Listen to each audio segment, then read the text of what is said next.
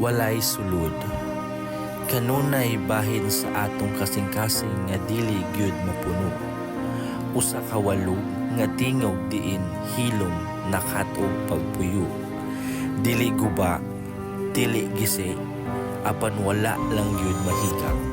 Sama sa kwarto nga walay masulod, apan tanan nakahibalo. Gidala nato kini sama sa tinago nga gitahi sa atong mga gusok. Usa ka hilom nga kasakit nga nagkanta ilawom sa katawa. Usa ka landong nga nagsayaw sa likod sa kalipay. Dili aron kuhaon kini kundili pahinumdum.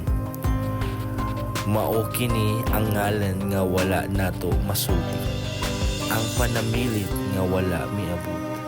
Ang damgo nga nakabuhi sa tulo sa kabuntagon sa wala pa nato kini bahagkan.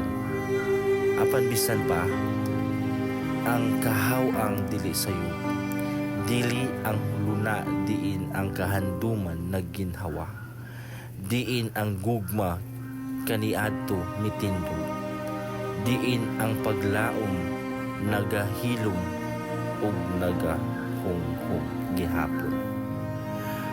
Di lang pasag di nga mubati, pasag di nga musyagid, kay bisan ang kaawhang sa atong sulod nagpamatuod nga kita nakabati og lawom, nakapildi og maisog ug mabuhi og tinuod.